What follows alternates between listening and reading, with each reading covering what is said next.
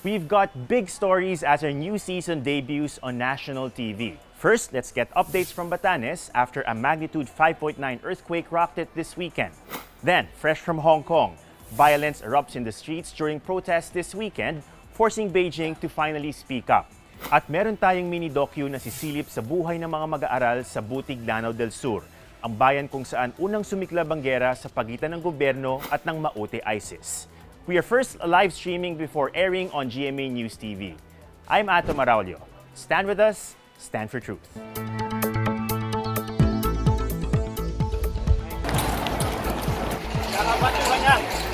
Itong grupo ng mga protesters, karamihan mga kabataan, nakalabas na yung kanilang mga payong.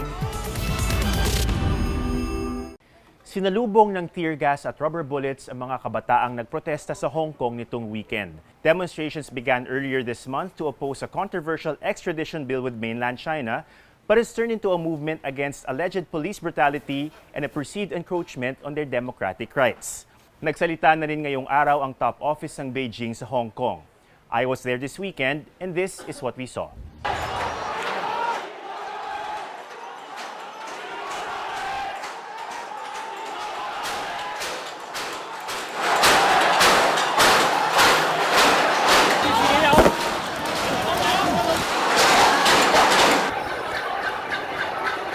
Nasa sa direct kicks. Hindi ko alam kung nasa sa nahiwalay kami.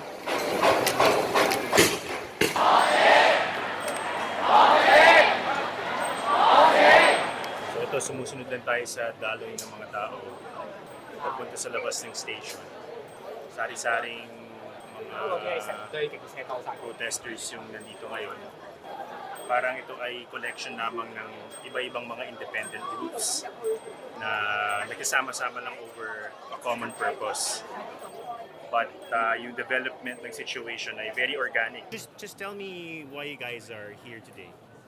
We are self-defense force of Hong Kong. We want to protect the citizens. Last Sunday, there is a terrorist attack in Yunnan.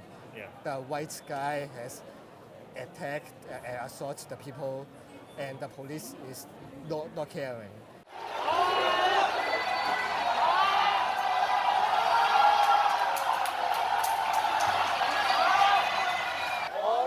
Dito sa kinatatayuan natin, kita nyo na meron mga ilang pulis doon. Pero napapaligiran sila ng mga protesters. Dito nga sa baba ko, meron ng isang karton ng agod dito. Posibleng ipambabato doon sa mga pulis. Talagang ang lakas nung pakiramdam ngayon na anti-police. Talagang galit na galit sila. Ayan o, galit na galit talaga na taga Hong Kong dahil sa inaasal daw ng mga polis na nakaraang mga araw. Sinisisi nila yung mga polis for what they call excessive use of force.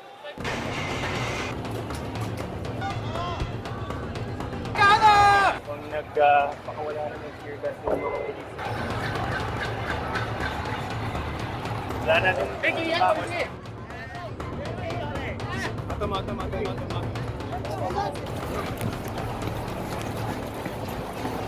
Dito kasi papasok dyan. Ito na rin yung mga bahay eh. Yan ang tear gas.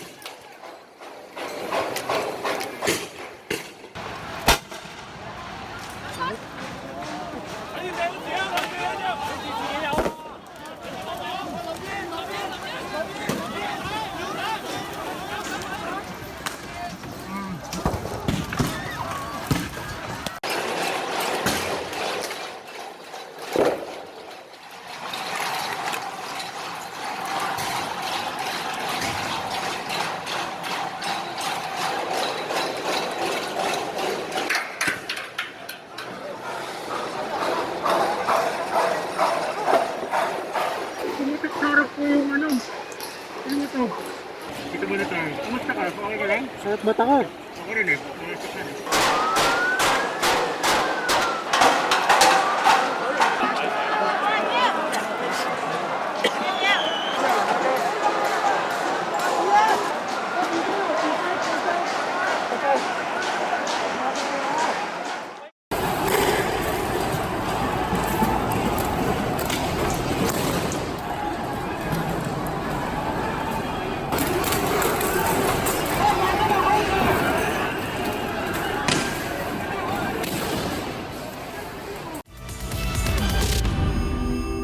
Inirekomenda na ng NDRRMC ang pagdeklara ng state of calamity sa Itbayat, Batanes matapos itong tamaan ng 3 magkakasunod na lindol. Ang pinakamalakas ay magnitude 5.9.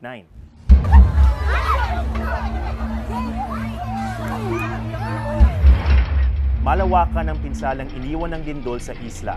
Tulad na lamang sa Santa Maria de Mayan Catholic Church na gumuho ang bell tower dahil sa pagyanig.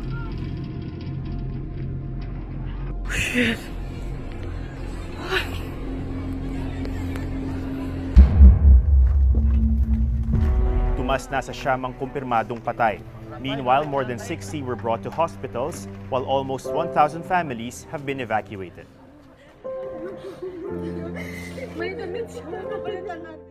Bago pa man tumama ang kalamidad, mahirap nang marating ang isla ng Itbayat sa Batanes. Kaya isipin nyo na lang kung gaano kahirap magpadala ng tulong doon. Shai Lagarde and MJ Jeronimo filed this joint report.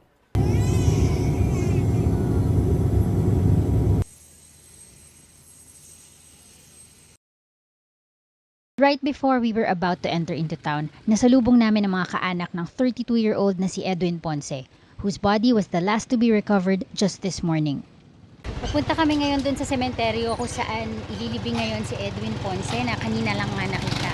Kasama naman yung mga kaanak nila, sila yung nandyan sa likod natin ngayon.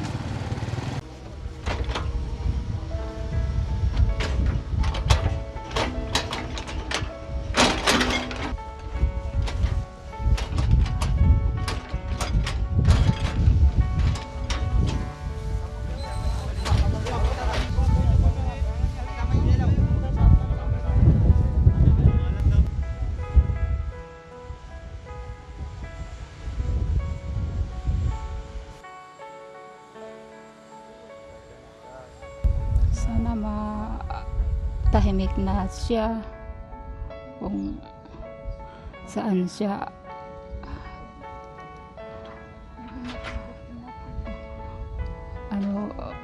ng Diyos.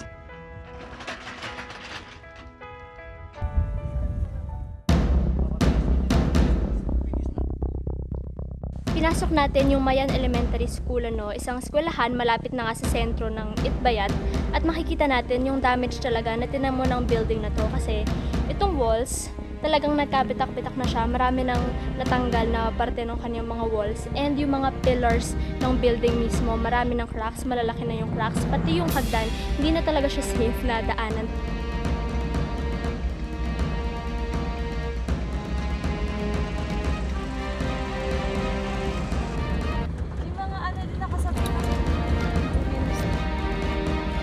Bukas ay titingnan natin ang sitwasyon sa mismong bayan to see how families and structures have been affected and dealing with the aftermath.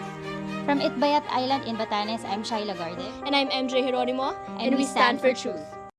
As an archipelago, the Philippines is surrounded by water and sits right here, in the Pacific Ring of Fire, where a lot of volcanic eruptions and earthquakes occur. Meaning, exposed talaga tayo sa calamities, mapalindol pa yan o bagyo. So it's not a question of if, but when a disaster will hit us again. Handa kaya tayo? According to the 2018 World Risk Report, ang Pilipinas daw ang 3rd most disaster-prone country in the world. We're also one of the most vulnerable, meaning yung capacity natin mag-cope kapag nandyan na ang dalubyo isn't that good. But here's the thing, nasa Pacific Ring of Fire din ang Japan, guys. But it isn't as vulnerable as we are. FYI, it is one of the best in terms of disaster preparedness. Bakit kamo? Since alam nilang bibistahin at bibistahin talaga sila ng lindol, they have created a disaster management system to make sure na everyone is prepared once disaster strikes. For example, Japan is known for their very strict building code para earthquake-proof ang kanilang mga buildings, and they make it a point na all citizens follow it. Sa Pilipinas, syempre, meron din tayong mga building code. Pero, nasusunod ba? Former president of the Association of Structural Engineers of the Philippines, Miriam Tamayo, said that a big percentage ng mga bahay ay ginagawa without engineers or structural codes. The Metro Manila Earthquake Impact Reduction Study even said na yung mga residential buildings ang magsasuffer most once the big one, or the 7.2 magnitude earthquake hits Metro Manila. Kasi maraming hindi sumusunod sa building standards. Pasaway. The code expressly says na dapat walang buildings 5 meters from both sides ng fault line. But we have buildings and subdivisions literally on top of it. Ano na? Japan also makes sure that everyone is trained and prepared for the next calamity.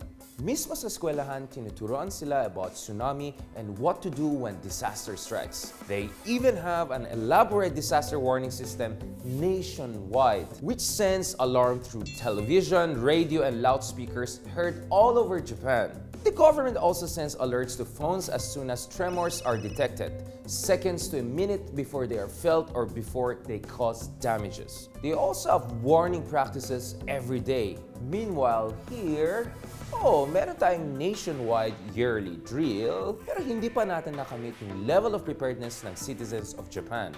Imagine, kahit ilang delubyo na ang dumaan sa Pilipinas, 47% of Filipinos have not done anything to prepare for a disaster. 74% of Filipinos can't even invest in preparing for disasters. At 47.5% naman nagsabi na wala man lang silang pondo para makaprepare ng maayos for a disaster. Of course, Japan is also leading with their very advanced technology to cope with disasters, since they invested millions of dollars in equipment after they realized that tsunamis and earthquakes are gonna be a part of their future. In fairness naman, the Philippines has already been installing equipment to further prepare us, but there's still so much to be done. Dahil sa ating geographical location, hindi natin maiwasan na matamaan ng mga disasters. But we can surely at least prepare for it. How about you guys? Are you ready?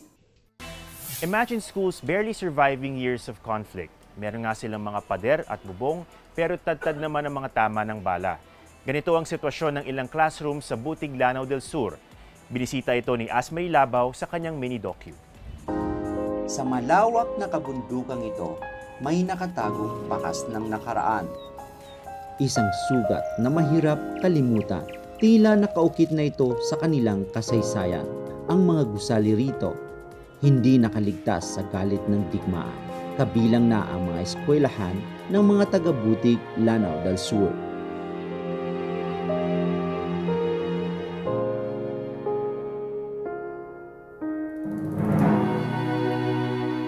Matagal na akong nakatira sa Lanao del Sur at ito ang unang pagkakataong mapupuntahan ko ang bayan ng Butig. Ayon sa militar, ang lugar na ito ay naging kuta ng mga terorista noong kasagsagan ng gyera. Actually, papasok na tayo dito sa area ng Barangay Kalagayan kung saan pati nga kaming mga Maranao medyo natatakot na rin dahil walang katao-tao, walang bahay. Hanggang sa marating namin ng aming pakay.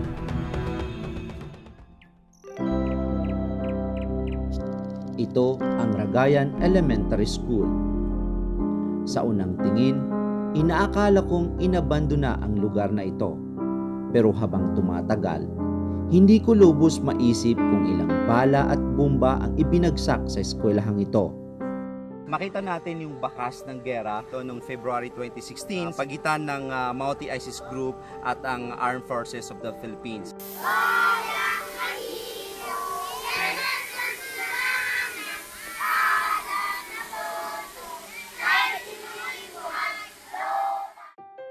Nakilala ko ang ilang mag-aaral na mapahanggang ngayon nagtitiis sa butas-butas nilang silid-aralan. Ngayon na to? Yang isto kan. Ha? Yang isto kan. Okay lang ka lagi dia. Ha? Ikira kegelas kami na anak pagkakatunan meron na pang. Naging marahas ang kasaysayan ng bayan ng Butig sa nakalipas na mga panahon. Dito matatagpuan ang kauna-unahang kampo ng Moro Islamic Liberation Front o MILF. At dito rin nakilala ang multi-ISIS group.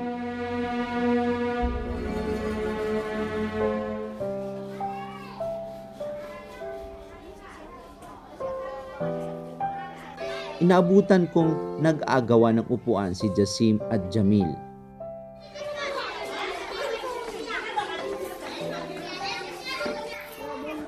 Atapos kibang wag ito inagaw nga ko padka. Ha? Bakit po? Ha? Noong sumiklab ang giyera, wala naman daw nasawing mag-aral o guro. Dahil mabilis nakapag-evacuate noon ang mga taga-Butig.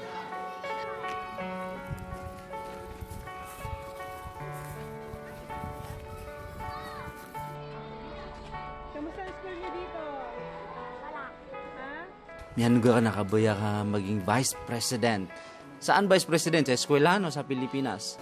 Sa Pilipinas. Para kauntihan sa eskwela namin. Inob siya. May nagtitimba ka sa mga sasagot. So? Mga sasagot sa meron. Isa rin si Saad sa mga estudyante rito na nangangarap maging guro. Tama ko magnulong sa mata. Ha? Miya ka pira ka mga bakwit? Nakadua. Pero na, sa ko, na, niya sa mga meron ka kagabid. Pangarap naman ni Habib maging engineer. Ito na ikiugo po engineer sa ingad no? Ha? Kung katong sa dating kan. Kailan na punas nga ibaratso kalilimpang nila pala ito pa taksan niya. Banalo pa yo ay nagor ka no? Di na miyadalo pa. Pada ka lang. Ha? Pada ka lang gagawa na lang pa. Bakit gusto mo dito mag-aral? Hindi ka lumipat sa ibang eskwelahan? Hindi gusto ko ito ka ito mo mayagain daw. Tapi ya, di mo ba ginawa na siguro na mukit lang. Bata pa lang si Habib, sanay na siyang magbakwit o tumakas sa giyera.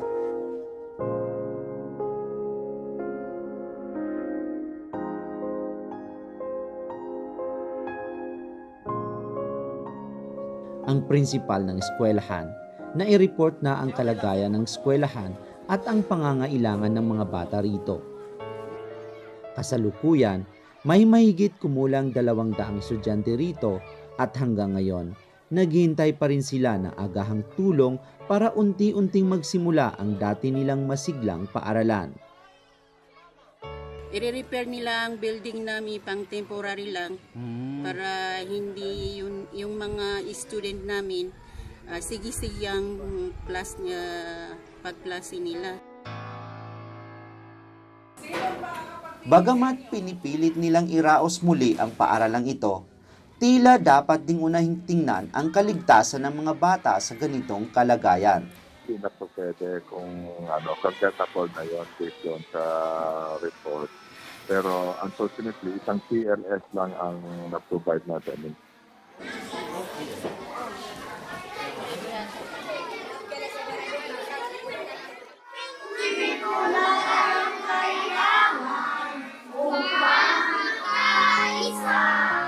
Sa paaralang nagsisimula ang mga simpleng pangarap. Kaya nakakatuwang makita ang pagsisikap ng mga batang ito. Nasira man ang kanilang paaralan, dala ng karahasan, darating ang panahon na muli ito mabubuo, dala ang bagong pag-asa. Mula rito sa bayan ng Butig, Lanao del Sur, I am Masmaring Labaw, I stand for truth. And that's it for today. Aside from watching from your mobile phones and other devices, you can now catch us on GMA News TV for an even wider viewing experience. I'm Ato Moralio together with Richard Darian and Joy Spring. Stand with us, stand for truth.